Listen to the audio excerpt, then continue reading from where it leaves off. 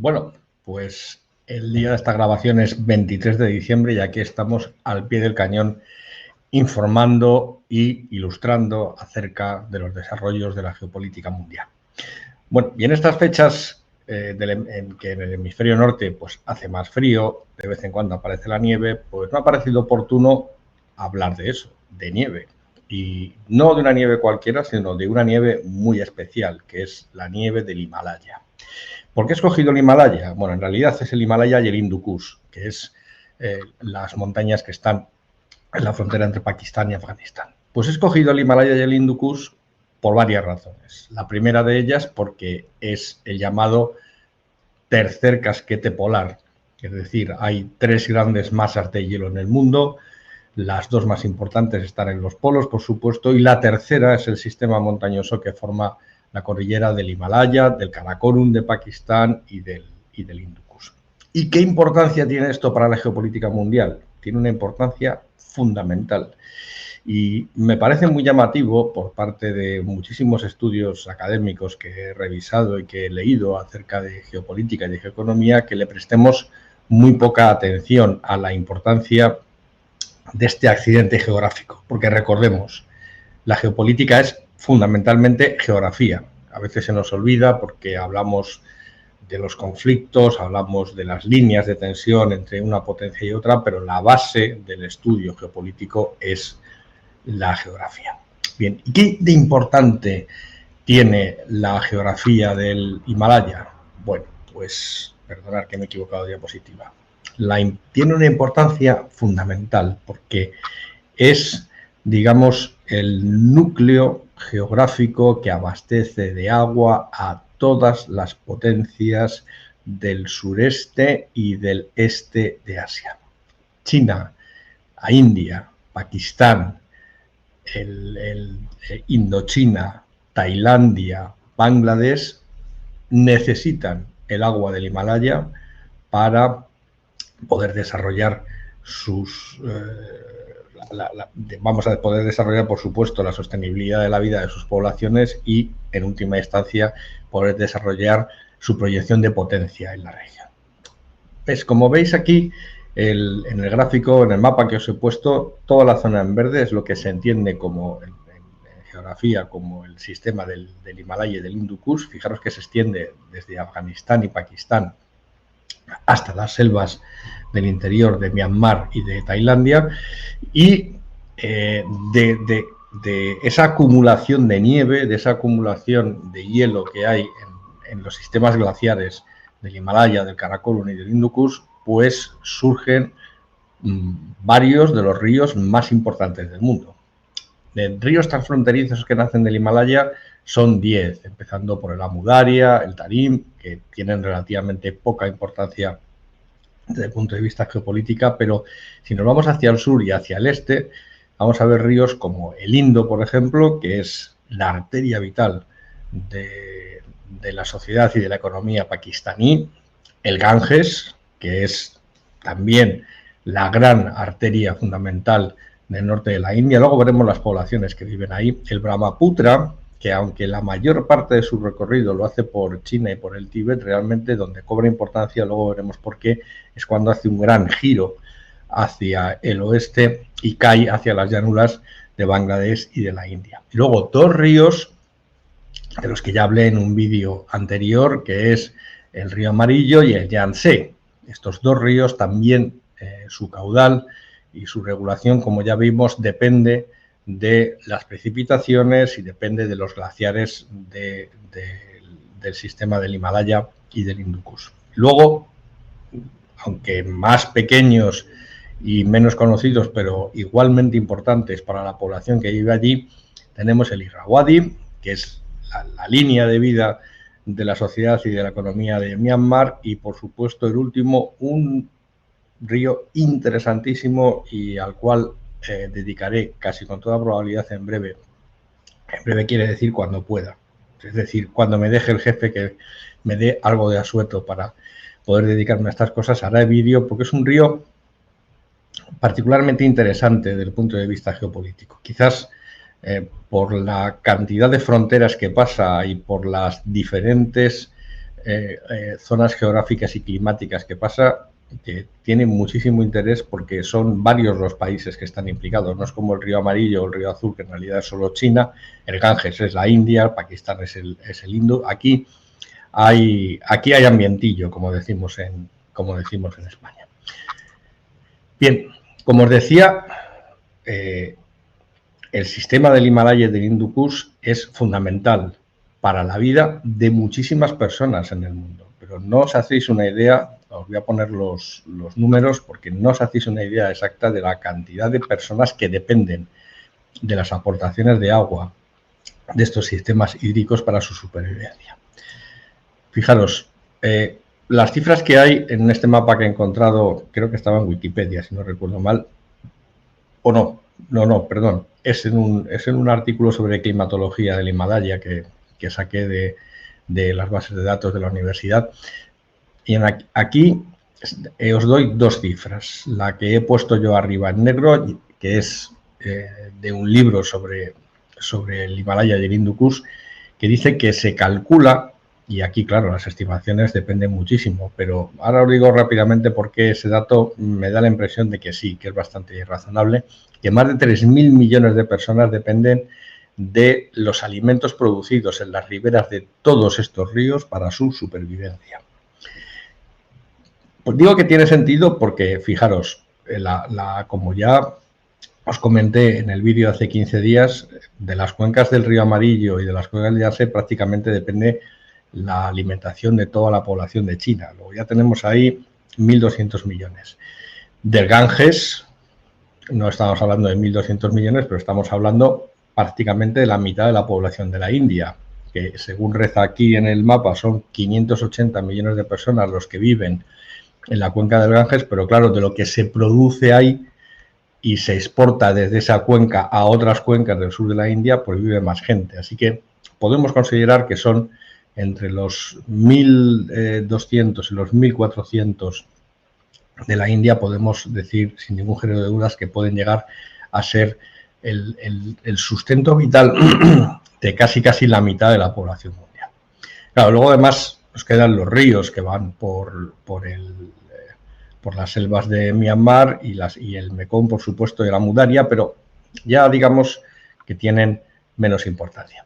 Y esto se refleja muy especialmente en los mapas de densidad de población. Los mapas de densidad de población yo normalmente suelo utilizar dos tipos de mapas de densidad de población, los que elaboran los colegas que saben manejar los sistemas informáticos para elaborar este tipo de mapas, o también los mapas de satélite donde se ve nocturnos, donde se ve la acumulación lumínica. En este caso he tenido suerte y he encontrado un mapa que han hecho unos colegas de la universidad, si no recuerdo mal, que era de Viena, el artículo que saqué, que es este mapa de densidad de población voy a poner la imagen para que me veáis, de densidad de población en todo el sistema que rodea, el sistema hídrico que rodea la cordillera del Himalaya Hindu Kush. Fijaros que los dos núcleos importantes de población y por lo tanto los dos núcleos importantes de poder están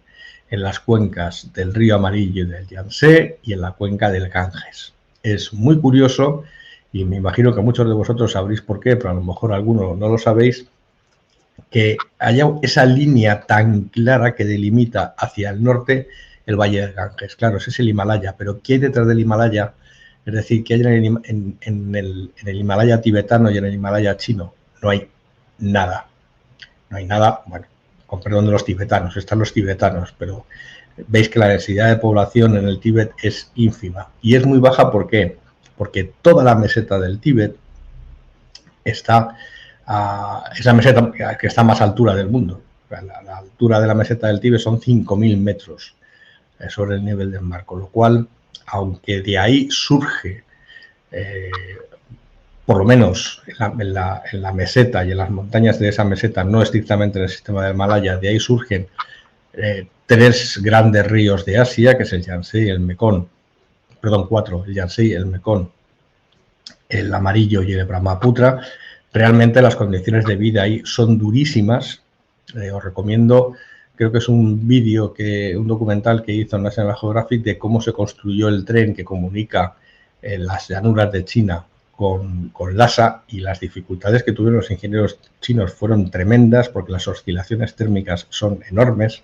Entonces, digamos que ahí es bastante difícil.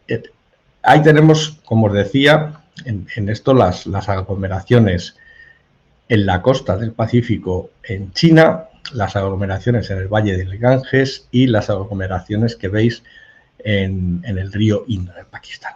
Me vais a permitir que vaya un poco río a río, porque luego cada río tiene sus características, cada país tiene sus características, y eso da lugar a conflictos y zonas de tensión geopolítica de alto voltaje entre ellos. Lo que pasa es que estamos quizás tan acostumbrados a que se produzcan estas líneas de fricción. Y luego, por otra parte, los accidentes geográficos son tan fabulosos porque es una cordillera como no hay otra en el globo terráqueo, que hace extremadamente difícil que se produzcan conflictos de alta intensidad, conflictos serios entre las potencias en cuestión, salvo en un caso que vamos a ver ahora, pero no del todo por cuestiones de agua. Bueno, vamos a empezar con el Ganges Brahmaputra. Entonces, ahí tenéis el sistema, estos dos ríos. El Ganges nace en el Himalaya indio, muy cercano a la frontera con China y a la frontera con Pakistán, pero nace en territorio indio. Luego os enseñaré la zona de las fuentes. Y el Brahmaputra sí que nace en el Tíbet, y además buena parte de su recorrido lo tiene por el Tíbet. Este es, digamos, las dos líneas fundamentales de sustento de la población que vive en la cuenca del Ganges y de la población que vive en Bangladesh. Estamos hablando entre el Ganges y el Bangladesh aproximadamente de entre 600 y 700 millones de personas, que es muchísima gente. Entonces, hay amenazas sobre estas cuencas hídricas. La única amenaza que hay, que la vamos a ver al final del vídeo, simplemente es el deshielo de los glaciares del Himalaya y la precipitación que pueda haber.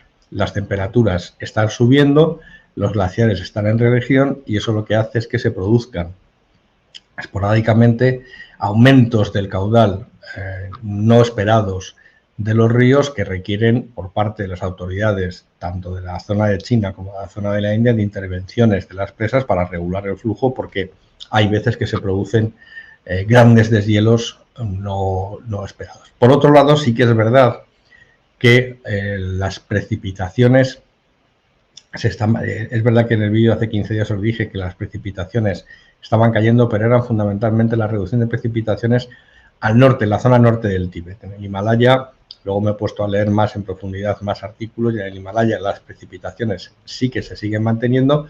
Lo que pasa que al hacer menos frío precipita en forma de nieve, pero rápidamente esa nieve en las capas, en las cotas bajas, se convierte en agua y van a parar estos caudales. Entonces ahí, digamos, el desafío no es geopolítico, salvo en el caso del Brahmaputra. En el caso del Brahmaputra, a la derecha del mapa arriba veréis que hace una esquinita muy rara, porque el curso va de oeste a este, y en un momento determinado gira dentro del mismo Tíbet, y ya cuando se mete en la India y después en Bangladesh, el sentido del curso es de oeste a este. Bien, es justo en esa zona, en ese tramo entre India y Bangladesh, donde Brahmaputra recibe la mayor aportación de agua por las lluvias monzónicas. Digamos que en la parte del Tíbet sí que es verdad que es un río relativamente grande, pero no es, digamos, donde recibe la mayor parte de su caudal el que llega al delta final con el Ganges. Claro, ahí hay cierta tensión. Luego os enseñaré un mapa al final, porque los chinos están construyendo presas de relativa importancia a la cabecera alta del Brahmaputra, que preocupan a China por lo que puede suponer de restricción para el caudal del río en las llanuras del noreste de la India. Pero sí que es verdad también que no es muchísima tensión la que hay, porque, como ya os he dicho antes, la mayor precipitación y el mayor caudal, por lo tanto, de Brahmaputra se produce en territorio indio, no en territorio chino. Luego sí que es verdad que puede haber algún tipo de conflicto entre China y la India por esta razón, pero es bastante improbable. Bien, esto por lo que se refiere al Ganges y al Brahmaputra. El siguiente río que os quería analizar con vosotros, que este sí que tiene algo más de conflicto, es el Indo. El río Indo, como sabéis todos muy bien, a ver si tengo una diapositiva mejor por aquí. No, tengo una diapositiva de nacimiento, pero no del río Indo. En el mapa de la derecha es un mapa de satélite y lo que veis es la gran cuenca del río Indo, que coincide más o menos con Pakistán, salvo por un pequeño conflicto que tenemos en la zona norte que ahora os contaré. Entonces, prácticamente todo el país depende del curso del Indo. Y eso explica que pues, toda la agricultura pakistaní, por ejemplo, que sea de irrigación, está concentrada en las riberas del río, y eso explica también, como vimos el verano pasado y en primavera, que cuando se producen grandes deshielos en el Himalaya, cuando se producen lluvias por encima de lo normal como consecuencia de los monzones, pues veamos esas enormes inundaciones que se llevaron la vida de miles y miles de personas y que destrozaron en gran medida la capacidad productiva del sistema agrícola pakistaní. Así que digamos que el regular el caudal del río y el tener control sobre el agua que baja por el Indo es vital para el gobierno pakistaní. ¿Qué es lo que sucede? En el mapa de la izquierda lo que veréis se ve muy mal, pero bueno, este mapa es de Wikipedia. Si tenéis curiosidad podéis entrar después en Wikipedia y lo podéis ver con más detalle, pues lo podéis ampliar.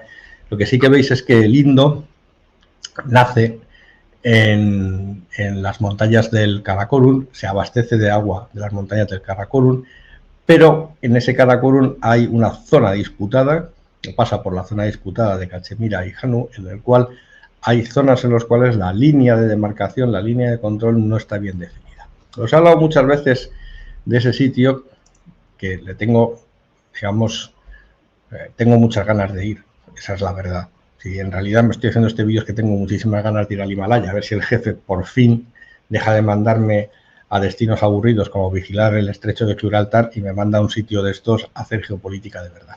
Bueno, pues ahí está, os he comentado ya bromas aparte muchas veces sobre esta glaciar de Sichuan. Lo vais a ver fatal en el mapa que os voy a poner, lo he marcado para que veáis dónde esté, porque el glaciar de Sichuan, a ver si lo veis ahí, bueno, está en ese circulito rojo de ahí. Esta imagen también es de Wikipedia, la podéis consultar. Fijaros que ahí prácticamente donde nace el Indo. El Indo de ahí va casi paralelo a la frontera con China y con en parte Afganistán, y después gira hacia el sur. ¿Qué es lo que pasa?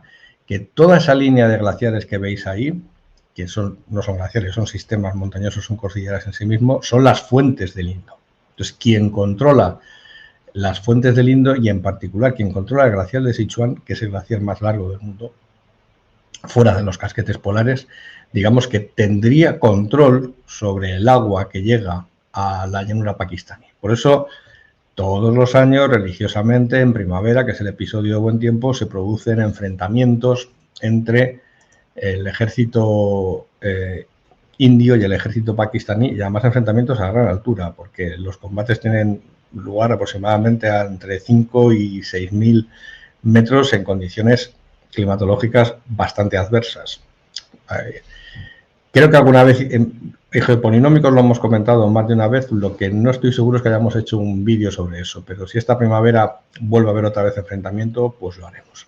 Eso, digamos, nunca llega a la sangre al río, hay víctimas, hay heridos, sí que es verdad, pero las estimaciones de los dos bandos es que, digamos, las bajas que se producen son fundamentalmente por el mal de altura y por enfermedades ligadas al mal de altura, pero no por enfrentamiento directo. Yo, por lo que sospecho, y es poca la información que hay sobre esto, simplemente es que son, más que enfrentamientos, son posicionamientos tácticos de ambos ejércitos. Casi son como unas maniobras de primavera en las cuales dicen, bueno, tú estás aquí, tú estás allá.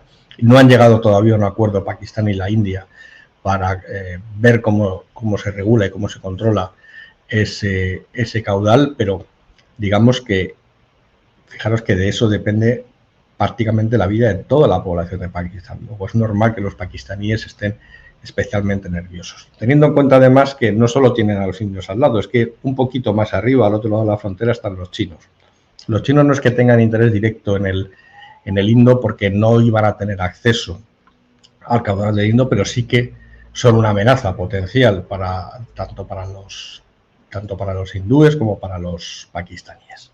Bueno, pues hemos repasado los ríos del sur de Asia, ahora vamos a repasar los del sureste de Asia. En este caso es un río, como os decía, que es fascinante, que es el Mekong, que es un río también muy largo, es un río en el cual viven aproximadamente, o del cual dependen, como hemos visto antes, aproximadamente unos 300 millones de personas, y fijaros, buena parte del recorrido, que lo tenéis en el mapa de la izquierda, se hace en China, prácticamente hasta un sitio muy peligroso, como magistralmente describió Jorge en el último episodio de Geopolinómicos, que es ese triángulo que hay entre Laos, Myanmar y China. Esa zona se conoce también como el Triángulo del Opio, y ahora mismo ya ha desbancado, como contó Jorge, a Afganistán como principal productor de opio del mundo. Bien, ¿qué es lo realmente importante aquí? Lo realmente importante aquí es que a lo largo de todo el curso del Mekong, como veis en el mapa de la derecha, hay varios países, por supuesto, florece una agricultura de regadío exuberante. Este dato es curioso, además, el Mekong es el principal, a ver, si sé decirlo bien, es el principal recurso pesquero del mundo fuera de los mares y de los océanos. Se capturan, es en la zona o la cuenca en la cual se capturan más pescado y por lo tanto se consiguen más proteínas en el mundo, más que el Nilo, más que el Amazonas y más que los ríos chinos. Luego, aquí también, lógicamente, es muy importante encontrar. Pero más allá de cuestiones de seguridad alimentaria, en el caso del Mekong, lo que estamos hablando es casi de seguridad energética. Fijaros, arriba a la izquierda, en el mapa de la derecha, veis hay unas barras negras. Bueno, pues esas barras negras son presas que están haciendo o que han hecho los chinos para la producción de energía hidroeléctrica. Esa energía hidroeléctrica que se genera ahí se desvía a la provincia de Yunnan y en última instancia va hacia el sureste de China. Pero claro, el resto de los países que están en la región, pues lógicamente Laos, desde luego, con ayuda china, por supuesto, Camboya también, pues están construyendo sus propias presas. Claro, son demasiadas presas y demasiados actores involucrados en este río que, digamos, la acción de unos y la acción de otros afecta ya no solo a los recursos hídricos, sino que afecta también a los recursos energéticos del resto de la población. Creo que tengo aquí otro mapa que os puede interesar. Bueno, ahí están todas las presas que se están haciendo, pero tenía otro, este de aquí, que es una recomendación que os voy a hacer ahora. Como estamos en Navidad, y me imagino que la mayoría tenéis algo de tiempo libre, menos algunos como yo que vivimos esclavizados aquí delante de la cámara del vídeo, gracias a la inefable generosidad de nuestro jefe, el gran sátrapa de todos los sátrapas, os voy a recomendar un par de libros sobre esta región y sobre todo un par de libros de un autor que a mí me parece fascinante, interesantísimo y que cuando sea mayor quiero ser como él. El primero es este que tengo aquí, Los últimos bárbaros, a ver si consigo ponerlo bien en la cámara. El autor es Michel Peissel, a ver, ahí. Y es una expedición de descubrimiento de las fuentes del Mekong. Pero una expedición de descubrimiento, cuando imaginamos que alguien se va a descubrir las fuentes de un río tan conocido como el Mekong, y dice, bueno, pues esto será en el siglo XIX, en el siglo XVIII, porque esto ya está... Pues no, esta expedición fue en 1994, porque todavía a finales del siglo XX no se había determinado cuál era geográficamente y científicamente el nacimiento del Mekong. Entonces, Peissel se desplaza para allá. Peissel es un explorador que ha hecho un montón de expediciones a un montón de sitios del mundo. Luego os enseño otro libro de él también, pero él lo que es un gran especialista en el Tíbet. Habla perfectamente tibetano, se lleva muy mal con los chinos, eso lo veréis en el libro porque les pone verde cada vez que puede. Pero el hecho cierto es que dirigió la expedición y el libro se llama Los últimos bárbaros porque allí viven todavía tribus nómadas que, claro, uno piensa que los chinos controlan todo y que al Tíbet lo tienen sojuzgado y no sé qué. Pues en 1994 todavía había tribus nómadas por el Tíbet cuya sumisión o el grado de control que tenían las autoridades chinas sobre ellos era muy reducido, y son con los que tuvo que tratar Peissel para llegar a las fuentes del Mekong. Bueno, que no estoy enrollando con esto. Ahí tenéis las fuentes del Mekong. Fijaros, están justo en medio del Tíbet. Están justo, es decir, el río Mekong nace en medio del Tíbet, una de las zonas altas de la meseta del Tíbet, y la mayor parte de su recorrido, veis abajo eso que pone ahí Yunnan, se hace por China, no se hace por el sureste asiático. Claro, ¿eso qué es lo que hace? Eso pone nerviosos a los países del sureste asiático, porque los chinos, que es un pueblo eminentemente pragmático, pues tienen ideas y se les ocurren cosas. Entonces dicen, bueno, la cuenca del Yangtze la tenemos solucionada. Puede haber más o menos precipitación, puede haber más o menos crecidas, podemos tener años malos de sequías en los cuales tenemos que regular bien los cursos de agua, pero digamos que hay agua con relativa continuidad que llega hasta el mar. No así el caso del río Amarillo. Recordad que el río Amarillo hay años en los cuales no llega al mar, se queda, se sumerge en las llanuras del noreste de China y tienen problemas para controlar no solo el cauce, sino también tienen problemas serios de abastecimiento de agua en el norte de China. Bien, ¿por qué se les ha ocurrido a los chinos? Dicen, oye, vamos a ver, tenemos allá arriba el Tíbet. En el Tíbet tenemos que nace el Mekong, que nace el Brahmaputra, que nace el Irrawaddy. Tenemos varios ríos ahí que podemos aprovechar, que han dicho, oye, venga chicos, obra. Ya sabéis lo que les gustan a los chinos, les encantan las obras. Pues venga, vamos a hacer un obrón y vamos a tratar de desviar. Atención, ya sé que no lo veis ahí, porque es un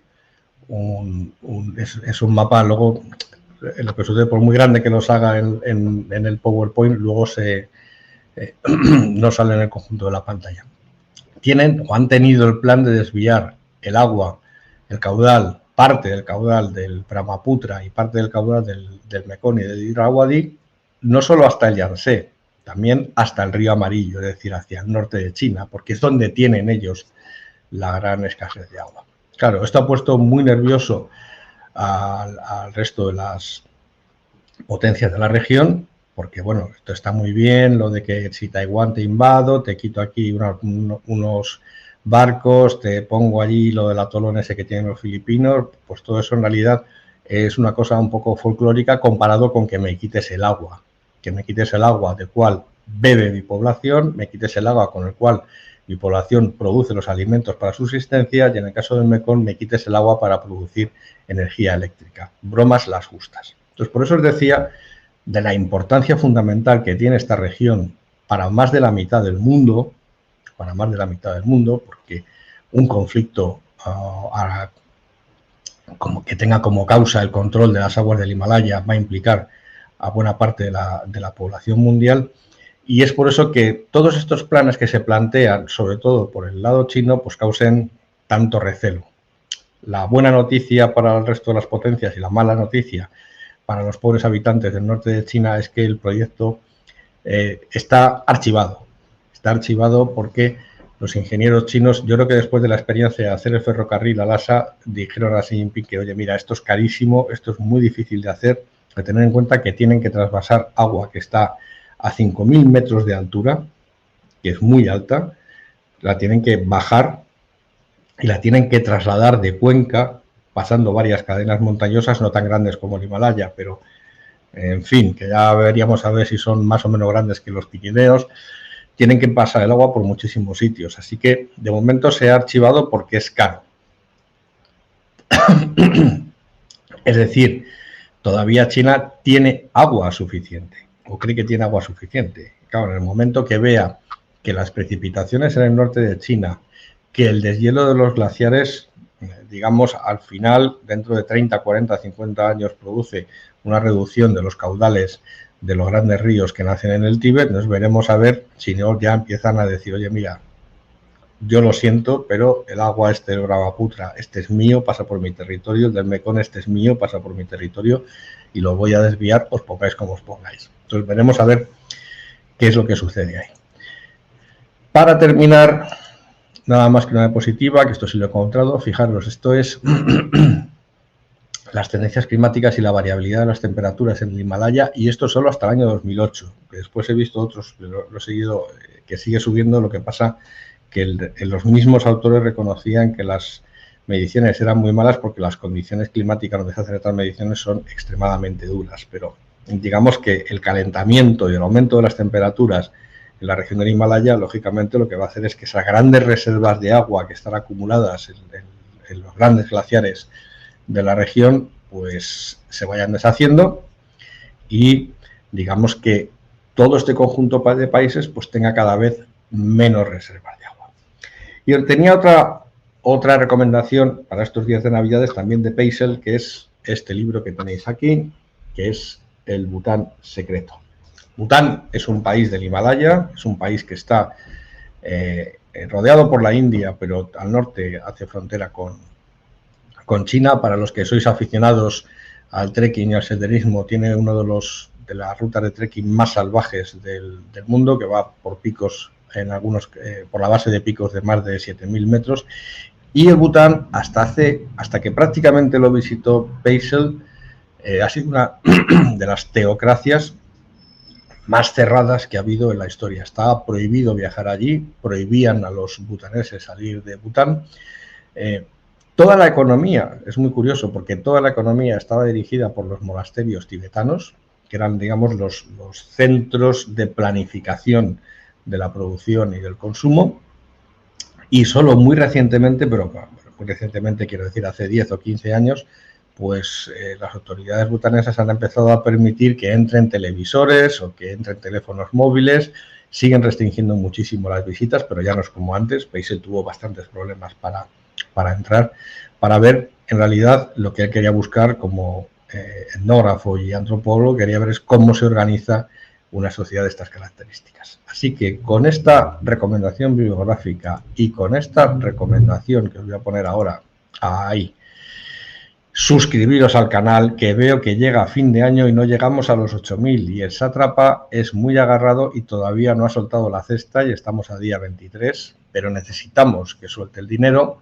Bueno, pues con esta imagen del Ganges a su paso por Benarés, que es una de las más icónicas probablemente que hay de este río en la India, me despido deseándoos unas felices fiestas y no sé si os veré para Año Nuevo, porque claro, como me voy de misión al estrecho, no sé si podré hacer vídeo o no, pero Jorge se queda a los mandos y seguro que os traerá una buena dosis de información al final de este año. Un saludo.